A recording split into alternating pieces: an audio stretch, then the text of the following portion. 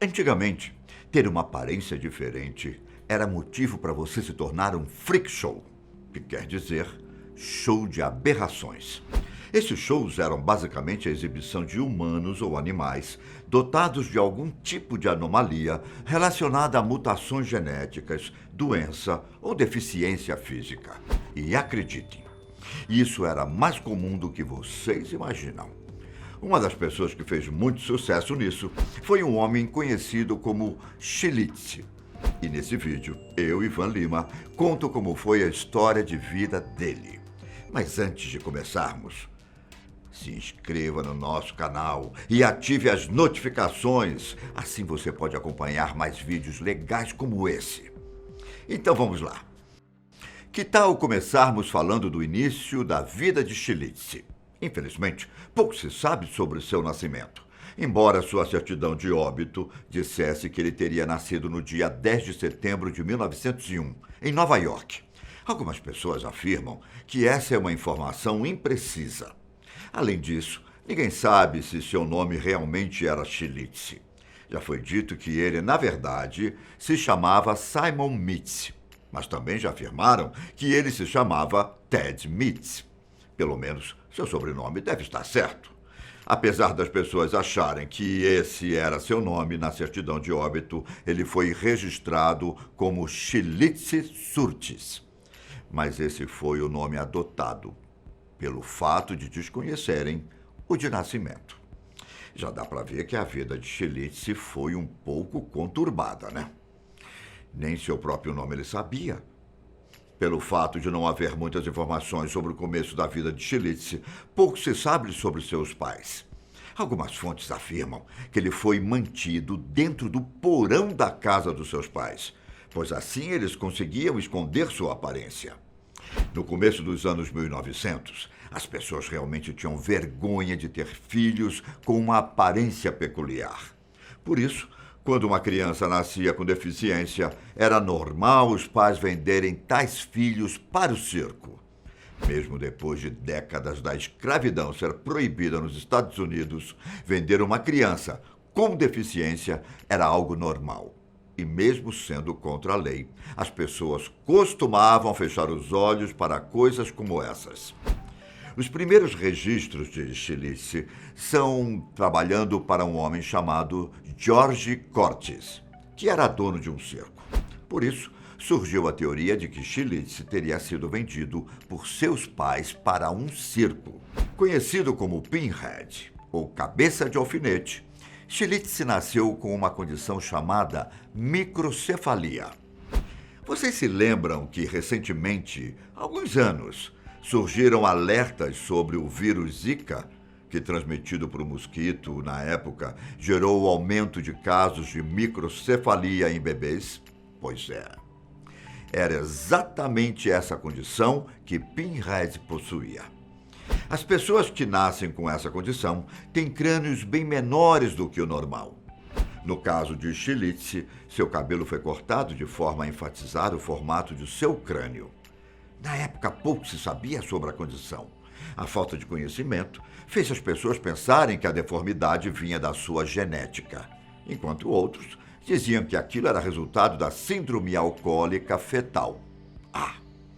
Ainda havia pessoas que afirmavam que ele tinha desenvolvido uma doença, fazendo seu corpo crescer e sua cabeça não. Bom, o fato é que cada caso é um caso. Então, não podemos dizer com uma certeza absoluta sobre o que resultou na condição de Pinhead. Tanto fisicamente como mentalmente, a condição trouxe sérios problemas. Mesmo adulto, Chilice tinha a mentalidade de uma criança de 3 ou 4 anos e só conseguia falar frases curtas. Por mais homem que Chilice fosse, ele sempre era apresentado como mulher. Vai ver, isso chamava mais a atenção das pessoas, sei lá. Mas, segundo algumas fontes, isso acontecia porque Pinhead era incontinente e, por isso, precisava usar fraldas. Para facilitar a vida dos seus cuidadores, ele usava vestido. Vai saber. Mas essa informação nunca foi confirmada.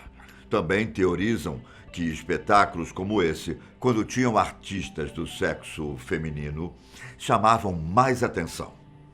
Tendo trabalhado quase toda a sua vida para circos, Stilicy teve vários donos.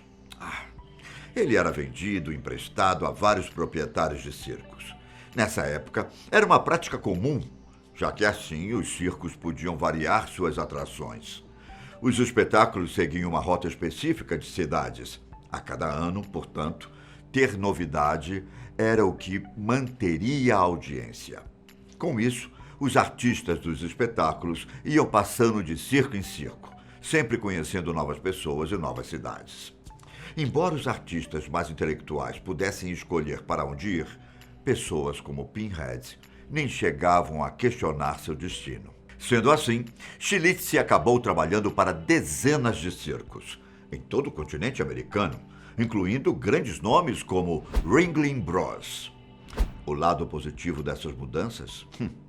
Pinhead acabou conhecendo muitos países, alguns muito distantes das rotas normais, como foi o caso de quando ele visitou a Venezuela. E sua personalidade como era? Isso é um fato que eu preciso destacar. Como eu citei, ele tinha mentalidade infantil e, na maioria das vezes, se comportava como uma criança empolgada. Stilicy sabia cantar, dançar e adorava imitar as pessoas. Uma de suas apresentações mais marcantes se resumia em contar de 1 até 10, mesmo que, na maioria das vezes, ele pulasse o número 7. O público adorava e ele amava ser aplaudido pela multidão. Além do público, as pessoas que conviviam com Pinhead também o adoravam. Dizem que as enfermeiras e as pessoas que cuidavam dele tinham um carinho especial. Além disso, os artistas e colegas de circo também o adoravam e sempre faziam de tudo para que ele recebesse um bom tratamento. Mesmo que ele não tenha tido uma família, as pessoas ao seu redor cuidavam muito bem dele. Quando ele era hostilizado por pessoas da plateia, rapidamente os organizadores iam diretamente até essas pessoas e pediam para que elas se retirassem.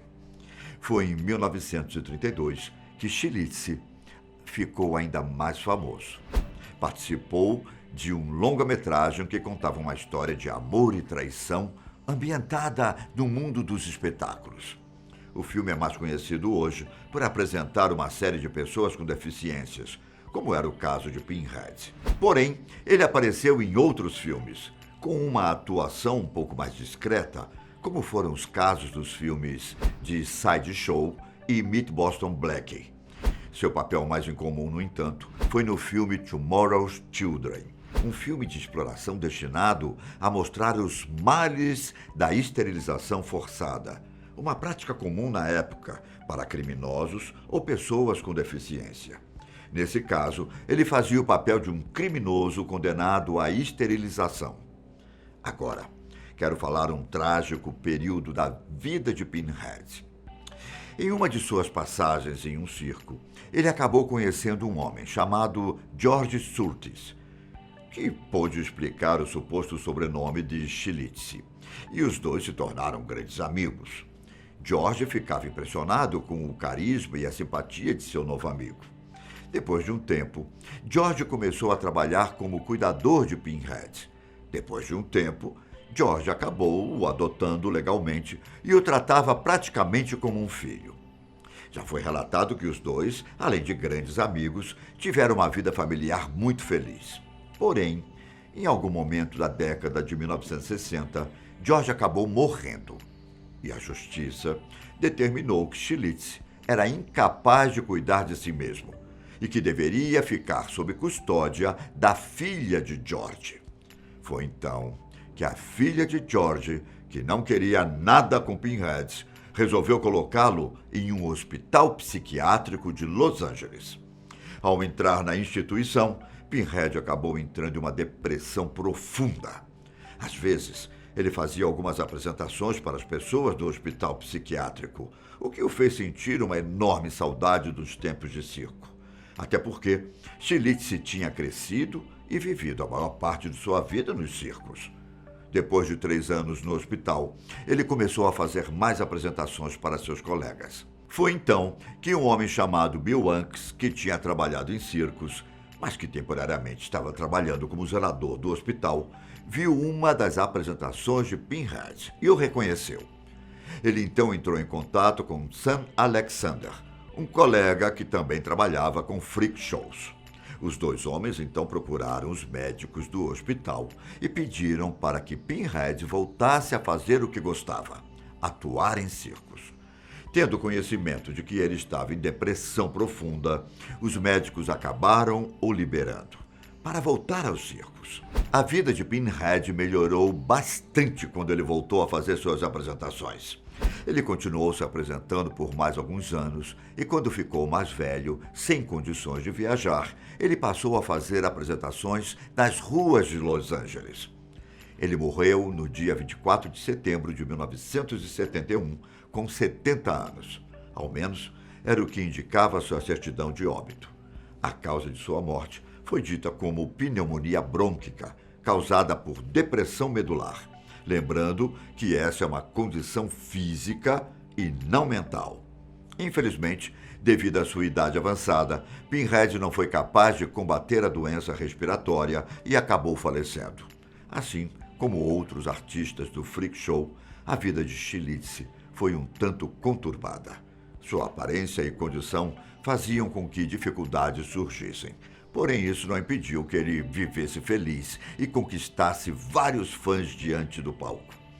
Acho que é isso. Te vejo no próximo vídeo aqui da Fatos. Combinado? Tchau!